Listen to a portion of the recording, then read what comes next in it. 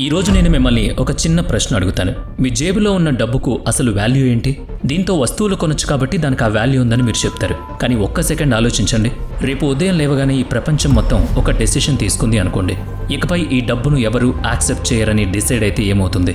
అప్పుడు మీ బ్యాంక్ అకౌంట్లో ఉన్న లక్షల రూపాయలు, జేబులో ఉన్న నోట్ల కట్టలు, మీ ఫోన్లో కనిపించే డిజిటల్ నంబర్స్ అన్నీ ఒక్క క్షణంలో జీరో, భూమ్. మరి అసలు ఈ డబ్బు అంటే ఏంటి? ఇది కేవలం ఒక కాగితం ముక్క మాత్రమేనా? లేక ప్రపంచం మొత్తం బ్లైండ్గా నమ్ముతున్న ఒక ఇల్యూజన్ లాంటిదా?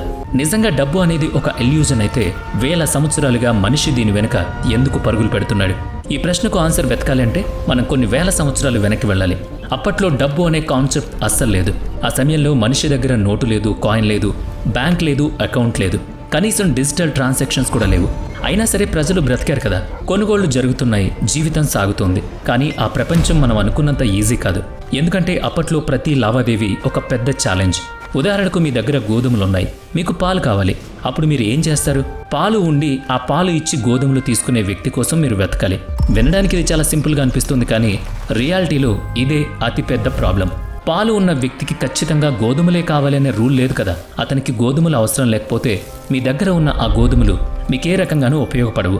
ఒకసారి ఊహించుకోండి, మీ దగ్గర చాలా ధాన్యం ఉంది, కానీ మీకు బట్టలు, బూట్లు, పనిముట్లు కావాలి. కానీ ఎదుటి వారికి మీ ధాన్యం మీద ఏ ఇంట్రెస్ట్ లేదు. అప్పుడు మీరు నిజంగా రిచ్ అవుతారా లేక పూర్గానే మిగిలిపోతారా? ఎందుకంటే మీ అవసరం తీరడం లేదు. సరిగ్గా ఇదే కన్ఫ్యూజన్ మనిషిని మొదటిసారిగా ఆలోచించేలా చేసింది. అసలు వాల్యూ అంటే ఏంటి?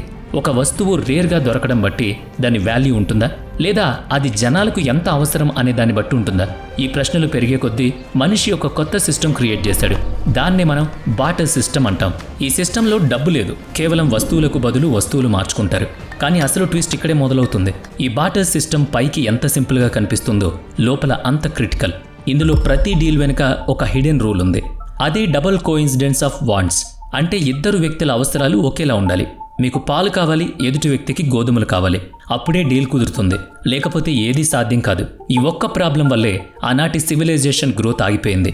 ప్రజల దగ్గర రీసోర్సెస్ ఉన్నాయి, స్కిల్స్ ఉన్నాయి, కష్టపడే తత్వం ఉంది. అయినా సరే వాళ్ళు ఫ్రీగా ట్రేడ్ చేయలేకపోయారు. సమాజం ముందుకు వెళ్ళాలి అనుకుంది, కానీ సిస్టమ్ వెనక్కి లాగుతోంది. మనం ముందుకు వెళ్ళాలంటే కొత్తగా ఏదైనా కనిపెట్టాలి అని మనిషికి అప్పుడు అర్థమైంది. అది అందరికీ అర్థమయ్యే వాల్యూ అయి ఉండాలి. ప్రతి ఒక్కరూ దాన్ని యాక్సెప్ట్ చెయ్యాలి. అలాగే ఎలాంటి కోఇన్సిడెన్స్తో పని ఉండకూడదు. ఇక్కడి నుంచే మనిషి చరిత్రను మార్చేసిన ఒక గొప్ప అన్వేషణ మొదలైంది. కానీ అక్కడి వరకు చేరుకునే ముందు మనిషి ఇంకో పెద్ద ఎక్స్పెరిమెంట్ చేయాల్సి వచ్చింది. ఆ ఎక్స్పెరిమెంట్లోనే మొదటిసారిగా కొన్ని వస్తువులకు యూనివర్సల్ వాల్యూ ఇచ్చారు. ఇక్కడి నుంచే డబ్బు అసలు కథ మొదలవుతుంది. సమస్య వస్తువుల్లో లేదు, ఆ ట్రేడింగ్ సిస్టంలో ఉందని మనిషి అప్పటికే గ్రహించాడు. బాటర్ సిస్టంలో ప్రతి డీల్ ఒక గ్యాంబుల్ లాంటిది. ఒక్కోసారి పని జరుగుతుంది, ఇంకోసారి ఎన్ని గంటలు కష్టపడ్డా ఏమీ దొరకదు. అందుకే మనిషి ప్రత్యామ్నాయం కోసం ఆలోచించడం మొదలుపెట్టాడు. ప్రతి ఒక్కరూ ఏ ఆలోచన లేకుండా యాక్సెప్ట్ చేసే వస్తువు ఏదైనా ఉంటుందా? ప్రతి డీల్ను ఈజీ చేసేలా, ప్రతి మనిషికి యాక్సెసిబిలిటీ ఉండేలా, దాని వాల్యూ ప్రతి చోట ఒకేలా ఉండాలి. ఇక్కడి నుంచి ఒక పెద్ద ఎక్స్పెరిమెంట్ మొదలైంది. మనుషులు రకరకాల వస్తువులను మీడియం ఆఫ్ ఎక్స్చేంజ్గా వాడడం మొదలుపెట్టారు. కొన్ని చోట్ల ఉప్పును వాడారు, మరికొన్ని చోట్ల సముద్రపు గవ్వలు, జంతువుల చర్మాలు వాడారు, ఇంకొన్ని చోట్ల విలువైన రాళ్లు కూడా వాడారు. ఇప్పుడు మొదటిసారిగా ట్రెండ్ కొంచెం ఈజీ అయింది. ఎందుకంటే ఎదుటి వాళ్ళకి మీ దగ్గర ఉన్నది కావాలా వద్దా అని ప్రతిసారి ఆలోచించాల్సిన అవసరం లేదు. అతని దగ్గర ఉప్పు ఉంటే మీరు ఏమైనా ఇవ్వచ్చు. ఆ ఉప్పును అతను ఇంకొకరికిచ్చి తనకు కావాల్సిన వస్తువు తీసుకోవచ్చు.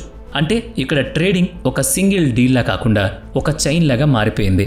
ఈ సిస్టమ్ నెమ్మదిగా సివిలైజేషన్ను ముందుకు తీసుకువెళ్ళింది. కానీ ఇది పర్ఫెక్ట్గా ఉందా? బహుశా లేదు. ఎందుకంటే ఒక్కో ప్రదేశంలో ఒక్కో వస్తువు వాల్యూ ఒక్కోలా ఉంటుంది. ఒక చోట ఉప్పుకు చాలా వాల్యూ ఉంటే ఇంకో చోట అది ఈజీగా దొరికేది. అప్పుడు దాని వాల్యూ పడిపోతుంది. కొన్ని చోట్ల గవ్వలను డబ్బులుగా చూస్తే మరికొన్ని చోట్ల వాటిని చెత్తగా చూస్తారు. అంటే యూనివర్సల్ వాల్యూ అనే కాన్సెప్ట్ ఇంకా ఇన్కంప్లీట్గానే ఉండిపోయింది. ఇప్పుడు మనిషి ఇంకో విషయాన్ని గమనించాడు. కొన్ని మెటీరియల్స్ చాలా రేర్గా దొరుకుతాయి. అవి అంత త్వరగా పాడవు. అలాగే వాటిని చిన్న చిన్న ముక్కలుగా కూడా చేయొచ్చు. అవే లోహాలు, బంగారం, వెండి, రాగి. ఇలాంటివి కేవలం మెరిసే లోహాలు మాత్రమే కాదు, అవి మనిషి ఆలోచనతో వచ్చిన ఒక గొప్ప రెవల్యూషన్. మొదటిసారిగా మనిషి దగ్గర ప్రతి చోట వాల్యూ ఉండే ఒక వస్తువు ఉంది. బంగారం పాడవదు, విరిగిపోదు. అన్నిటికంటే ముఖ్యంగా అది ప్రతి ఒక్కరికి కావాలి. ఇప్పుడు ట్రేడ్ మునుపటి కంటే చాలా ఈజీ అయిపోయింది. మీ దగ్గర బంగారం ఉంటే ప్రపంచంలో ఎక్కడికైనా వెళ్ళి వస్తువులు కొనుక్కోవచ్చు. కానీ ఇక్కడ కూడా సమస్య ఉంది. అదే ట్రస్ట్. మీ దగ్గర ఉన్న బంగారం అసలైందో కాదో ఎలా తెలుస్తుంది? దాని బరువు కరెక్ట్గా ఉందో లేదో ఎవరు చెప్తారు? ప్రతి డీల్ కంటే ముందు ప్రజలు బంగారాన్ని తూకం వేయాల్సి వచ్చేది. దాని ప్యూరిటీ చెక్ చేయాల్సి వచ్చేది. చాలాసార్లు మోసాలు కూడా జరిగేవి. సిస్టమ్ బెటర్ అయింది కానీ ఇంకా పర్ఫెక్ట్ కాలేదు. సరిగ్గా ఈ పాయింట్లోనే కథలోకి ఒక కొత్త క్యారెక్టర్ ఎంటర్ అవుతుంది. అదే రాజ్యం లేదా గవర్నమెంట్. ప్రజలు లోహాలను డబ్బులా వాడడం రాజులు చూశారు. ఈ సిస్టమ్ను మనమే ఎందుకు కంట్రోల్ చేయకూడదని వాళ్ళు ఆలోచించారు. చరిత్రలో మొదటిసారిగా ఒక కొత్త అడుగు పడింది. అదే డబ్బుకు ఒక కొత్త గుర్తింపు తెచ్చింది. చిన్న చిన్న లోహపు ముక్కల మీద రాజముద్రలు వేశారు. ఇప్పుడు అది కేవలం బంగారం లేదా వెండి కాదు, అది ఒక కాయిన్గా మారింది.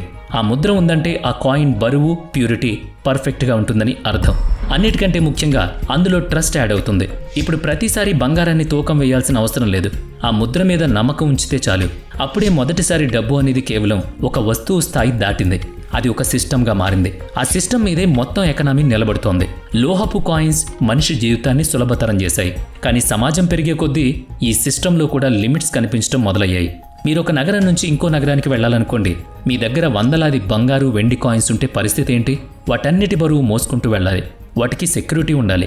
దారిలో ఎవరైనా దోచుకుంటారేమో అని భయం ఎప్పుడూ వెంటాడుతుంది. అంటే డబ్బు అప్పటికే సేఫ్ కాదు. పెద్ద పెద్ద వ్యాపారులకు అది మరింత పెద్ద ప్రాబ్లం. డీల్స్ లక్షల్లో, కోట్లల్లో ఉన్నప్పుడు మరింత ప్రాబ్లం క్రియేట్ అయ్యేది. అప్పుడే మనిషి ఇంకో కొత్త దారిని వెతికాడు. ఆ దారి డబ్బు రూపాన్ని శాశ్వతంగా మార్చింది. దాదాపుగా 1000 సంవత్సరాల క్రితం చైనాలో మార్పు జరిగింది. అక్కడ వ్యాపారులు ఒక వింత సమస్యతో బాధపడుతున్నారు. వారి దగ్గర చాలా కాయిన్స్ ఉన్నాయి కానీ క్యారీ చేయడం కష్టంగా మారుతుంది. అప్పుడే ఒక సొల్యూషన్ ఆలోచించారు. తమ కాయిన్స్ను ఒక సేఫ్ ప్లేస్లో దాచిపెట్టారు. దానికి బదులుగా ఒక కాగితం ముక్కను తీసుకున్నారు. ఆ వ్యక్తి దగ్గర ఇన్ని కాయిన్స్ ఉన్నాయని ఆ కాగితం మీద రాసి ఉంటుంది. ఎప్పుడు అవసరమైతే అప్పుడు ఆ కాగితం చూపించి వాళ్ళ కాయిన్స్ వాళ్ళు వెనక్కి తీసుకోవచ్చు. మొదట్లో ఇది కేవలం ఒక రిసిప్ట్ లాంటిది. కానీ మెల్లగా ప్రజలు ఆ కాగితాన్ని వాడడం మొదలుపెట్టారు. ఈ కాగితం వెనుక నిజమైన డబ్బు భద్రంగా ఉంది అనే నమ్మకం ఉన్నప్పుడు ఇక కాయిన్స్ మోయాల్సిన అవసరమేముంది? ఇక్కడి నుంచే పేపర్ మనీ పుట్టింది. ఇది కేవలం ఒక కాగితం కాదు, ఇది ఒక ఐడియా. ఈ ఐడియాలో డబ్బు అనేది ఫిజికల్గా ఉండదు, అది కేవలం ఒక ప్రామిస్. ఈ కాగితం వెనుక అస్సలైన వాల్యూ ఉందనే ఒక నమ్మకం. అయితే ఈ నమ్మకం ఎప్పుడు ఇలాగే నిలబడిందా? బహుశా లేదు. ఎందుకంటే ఈ ఐడియా ప్రపంచం మొత్తానికి చేరగానే దీంతో పాటు ఒక కొత్త ఆట మొదలైపోయింది. లోహపు కాయిన్స్, పేపర్ మనీ వచ్చిన తర్వాత సిస్టమ్ పర్ఫెక్ట్ అయిపోయిందని మనిషి అనుకున్నాడు. కానీ అసలు కథ ఇక్కడే మొదలవుతుంది. మనిషి చేతిలో ఉన్న ఆ కాగితం నోటుకు నిజానికి ఎలాంటి వాల్యూ లేదు. దాని వాల్యూ ఇంకెక్కడో ఉండేది. పేపర్ మనీ వచ్చిన కొత్తలో ప్రతి నోటు వెనుక నిజమైన బంగారం లేదా వెండి దాచిపెట్టేవారు. అంటే మీ దగ్గర 100 రూపాయల నోటు ఉంటే మీరు బ్యాంకుకు వెళ్ళి దాన్ని బంగారంగా మార్చుకోవచ్చు. ఈ సిస్టమ్నే గోల్డ్ స్టాండర్డ్ అని పిలిచేవారు. అంటే డబ్బు వాల్యూ నేరుగా బంగారంతో ముడిపడి ఉండేది. ఈ సిస్టంలో ఒక రకమైన స్టెబిలిటీ ఉండేది. ఎందుకంటే ప్రభుత్వం ఇష్టం వచ్చినట్టు డబ్బును ప్రింట్ చేయడానికి కుదరదు. వాళ్ళ దగ్గర ఎంత బంగారం ఉంటే అంతే డబ్బు ప్రింట్ చేయాలి. అంటే ఆ వాల్యూ అనమాట. అంటే డబ్బు లిమిటెడ్గా ఉండేది. అందుకే దాని వాల్యూ కూడా స్టెబిలిటీగా ఉండేది. కానీ ఇక్కడి నుంచే ప్రాబ్లం మొదలవుతుంది.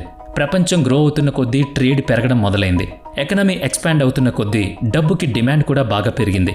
కానీ బంగారం మాత్రం అంత వేగంగా పెరగలేదు. ఎకనమీ చాలా ఫాస్ట్గా ముందుకెళ్తోంది. కానీ డబ్బు సప్లై మాత్రం వెనకబడుతోంది. అప్పుడే ప్రభుత్వాల్లో ఒక పెద్ద డైలమా వచ్చి పడింది. ఇప్పుడు గ్రోత్ను ఆపేయాలా లేక సిస్టమ్ను మార్చేయాలా? అప్పుడు వాళ్ళు తీసుకున్న ఒక డెసిషన్ ప్రపంచం మొత్తంలో డబ్బు డెఫినిషన్ని మార్చేసింది. నెమ్మదిగా దేశాలన్నీ గోల్డ్ స్టాండర్డ్ను వదిలేయడం మొదలుపెట్టాయి. చివరికి డబ్బు బంగారంతో ఏ సంబంధం లేని స్థాయికి చేరుకుంది. ఇప్పుడు మీ చేతిలో ఉన్న నోటు వెనుక ఎలాంటి గోల్డ్ రిజర్వ్ లేదు. మీరు దాన్ని బ్యాంకు తీసుకువెళ్ళి బంగారంగా మార్చలేరు. మరి దానికి వాల్యూ ఎక్కడి నుంచి వస్తుంది? ఇక్కడే ఫియట్ కరెన్సీ ఎంటర్ అవుతుంది. ఫియట్ అంటే ఒక ఆర్డర్ అని అర్థం. ఈ డబ్బుకు వాల్యూ ఉందని ప్రభుత్వం చెప్తుంది కాబట్టి దానికి ఆ వాల్యూ ఉంటుంది. ఇప్పుడు డబ్బు అనేది ఎలాంటి ఫిజికల్ అసెట్తో ముడిపడి లేదు. దానికి బంగారం లేదా వెండి సపోర్ట్ అస్సలు లేదు. ఇది కేవలం ఒక సిస్టమ్ మాత్రమే. ఇది పూర్తిగా నమ్మకం మీద నిలబడి ఉంది. ఇక్కడే కథ మరింత ఇంట్రెస్టింగ్గా మారుతుంది. ఎప్పుడైతే డబ్బు అనేది కేవలం నమ్మకంగా మారుతుందో అప్పుడు దాన్ని కంట్రోల్ చేయడం కూడా ఈజీ అవుతుంది. ప్రభుత్వాలు ఎంత కావాలంటే అంత డబ్బును క్రియేట్ చేయొచ్చు. దానికి బంగారం అవసరం లేదు, ఎలాంటి కాయిన్స్ అవసరం లేదు. అసలైన ఆట ఇక్కడి నుంచే మొదలైంది. ఊహించుకోండి, ఏదైనా దేశ ప్రభుత్వం అకస్మాత్తుగా చాలా ఎక్కువ డబ్బు ప్రింట్ చేస్తే ఏమవుతుంది? ముందుగా ప్రజల చేతుల్లో డబ్బు పెరుగుతుంది. కానీ నెమ్మదిగా మార్కెట్లో వస్తువుల ధరలు పెరుగుతాయి. ఎందుకంటే ఇప్పుడు డబ్బు క్వాంటిటీ ఎక్కువగా ఉంది కానీ వస్తువులు మాత్రం అన్నే ఉన్నాయి. దీన్నే మనం ఇన్ఫ్లేషన్ అంటాం. ధరలు పెరుగుతున్నాయి అని మనం అంటున్నప్పుడు నిజంగానే వస్తువులు ఖరీదైనవి అవుతున్నాయా లేక మనం డబ్బు మెల్లగా తన పవర్ కోల్పోతుందా? దీన్ని అర్థం చేసుకోవడానికి ఒక చిన్న ఉదాహరణ చూద్దాం. ఒక చిన్న గ్రామంలో కేవలం 100 రూపాయలు మాత్రమే ఉన్నాయి అనుకుందాం. ఆ గ్రామంలో 10 మంది మనుషులు ఉన్నారు. ఆ 100 రూపాయలతోనే ఆ ఊరంతా తమ పనులు చేసుకుంటుంది. ఇప్పుడు ఏదో ఒక కారణం వల్ల గ్రామంలో డబ్బు క్వాంటిటీ పెంచారు. ఇప్పుడు అక్కడ 200 రూపాయలు అయ్యాయి. కానీ అక్కడ ఒక విషయం గమనించాలి. గ్రామంలో వస్తువులు మాత్రం అవే ఉన్నాయి. ధాన్యం, పాలు, బట్టలు అన్నీ అవే. అంటే గూడ్స్ సేమ్ ఉన్నాయి, కానీ డబ్బు మాత్రం డబుల్ అయింది. ఇప్పుడు ఏమవుతుంది? ప్రతి ఒక్కరి దగ్గర మునుపటి కంటే ఎక్కువ డబ్బుంది కాబట్టి వారు ఎక్కువ ఖర్చు చేస్తారు. డిమాండ్ పెరిగినప్పుడు షాప్ వాళ్ళు ఏం చేస్తారు? ప్రైసెస్ పెంచుతారు. ఇంతకుముందు 10 రూపాయలు ఉన్న వస్తువు ఇప్పుడు 20 రూపాయలు అవుతుంది. దీన్నే ఇన్ఫ్లేషన్ అంటాం. కానీ ఇక్కడ ఒక ఇంట్రెస్టింగ్ విషయం ఉంది. మీ దగ్గర డబ్బు పెరిగింది, కానీ మీ బయింగ్ పవర్ అలాగే ఉండిపోతుంది. ఒక్కోసారి ఇది ఇంకా తగ్గుతుంది కూడా. టెక్నికల్గా చూస్తే మీరు రిచ్గా కనిపిస్తారు, కానీ రియాలిటీలో మీరు ఇంకా పూరైపోయినట్లే లెక్క. దీన్ని ఒకసారి రియల్ లైఫ్లో కనెక్ట్ చేసి చూద్దాం. 10 లేదా 15 సంవత్సరాల క్రితం 10 రూపాయలతో మీరు చాలా వస్తువులు కొనేవాళ్ళు. ఈరోజు అదే 10 రూపాయలు పెడితే ఏమీ రావటం లేదు.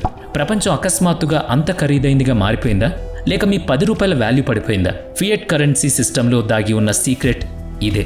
ప్రభుత్వాలు ఎక్కువ డబ్బు ప్రింట్ చేసినప్పుడు వారు మీ జేబులో నుంచి నేరుగా డబ్బును తీసుకోరు, కానీ మెల్లగా మీ డబ్బు వాల్యూ తగ్గిస్తారు. ఆ విషయం మీకు కనీసం తెలియదు కూడా. అంటే ఇన్ఫ్లేషన్ అనేది ఒక ఇన్విజిబుల్ ట్యాక్స్. ప్రతి మనిషి ప్రతిరోజు తెలియకుండానే దీన్ని పే చేస్తూ ఉంటాడు. అందుకే చాలామంది ఎంత కష్టపడినా ఫినాన్షియల్గా ముందుకు రాలేరు. వాళ్ళు ఎంత సంపాదిస్తున్నారో ఇన్ఫ్లేషన్ కూడా అంతే వేగంగా వారి వెల్త్ను తినేస్తూ ఉంటుంది. ఈ పాయింట్ మనల్ని ఇంకో పెద్ద ప్రశ్న వైపు తీసుకువెళ్తుంది. డబ్బు అంత అన్స్టేబుల్ అయితే ఈ సిస్టమ్ నిజంగా నమ్మదగిందేనా? డబ్బును ఎవ్వరూ కంట్రోల్ చేయలేని ఒక సిస్టమ్ సాధ్యమేనా? ఎలాంటి ప్రభుత్వం, ఎలాంటి బ్యాంక్ కంట్రోల్ లేకుండా తన రూల్స్ తానే ఫాలో అయ్యే సిస్టమ్ ఒకటి ఉంటుందా? ఒకవేళ ఉంటే ఎలా ఉంటుంది? ఇక్కడ కథ వేరేలా ఉంటుంది, కొత్త మలుపు తీసుకుంటుంది. అది 2008వ సంవత్సరం. ప్రపంచం ఒక అతిపెద్ద ఫైనాన్షియల్ క్రైసిస్లో ఉంది. పెద్ద పెద్ద బ్యాంకులు కుప్పకూలుతున్నాయి. ప్రజల సేవింగ్స్ అన్నీ ఆవిరవుతున్నాయి. అన్నిటికంటే షాకింగ్ విషయం ఏంటంటే ప్రజలు ఎంతగానో నమ్మిన ఇన్స్టిట్యూషన్స్ అన్నీ ఫెయిల్ అవుతున్నాయి. సరిగ్గా అదే సమయంలో ఇంటర్నెట్లో ఒక పేరు బయటకు వచ్చింది. ఆ పేరే సతోషి నకామోటో. ఆ పేరు వెనుక ఉన్నది ఒక మనిషా లేక ఒక గ్రూపా? ఎవరికీ తెలీదు. వాళ్ళు ఎక్కడి నుంచి వచ్చారో కూడా ఇప్పటికీ ఎవరికీ తెలీదు. కానీ ఆ పేరు ప్రపంచానికి కొత్త ఐడియానిచ్చింది. అదే బిట్ కాయిన్.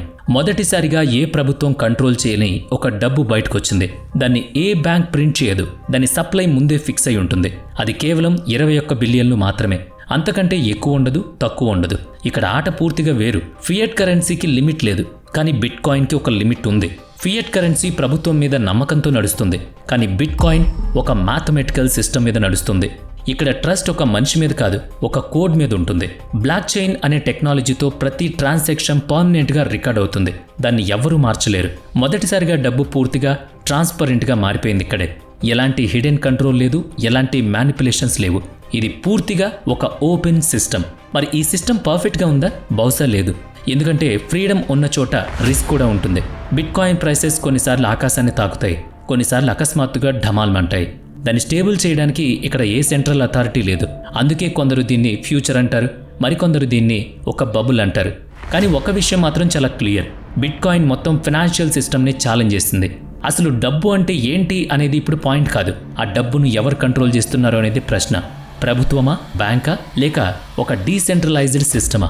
రాబోయే కాలంలో ప్రపంచం ఏ డైరెక్షన్లో వెళ్లాలో ఈ ప్రశ్నే డిసైడ్ చేస్తుంది. డబ్బు అనేది కేవలం ఒక టూల్ మాత్రమే కాదు, అదొక పవర్. ఆ పవర్ ఎవరి చేతిలో ఉంటే వాళ్లే రూలర్స్. ఫ్యూచర్లో కూడా మనం ఇప్పుడు వాడుతున్న డబ్బే వాడతామా, లేక మీ జేబులో ఒక నోటు, ఒక కాయిన్ లేకుండానే మీ దగ్గర డబ్బు ఉండే రోజు ఒకటి వస్తుందా?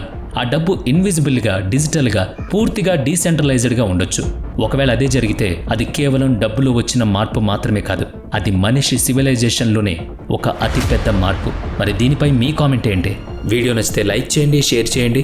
ఇప్పటి వరకు మన ఛానల్ని సబ్స్క్రైబ్ చేయనట్లయితే ఇప్పుడే సబ్స్క్రైబ్ చేసుకుని పక్కనే ఉన్న బెల్ ఐకాన్పై క్లిక్ చేయండి. నెక్స్ట్ వీడియోలో మళ్ళీ కలుద్దాం. Thanks for watching.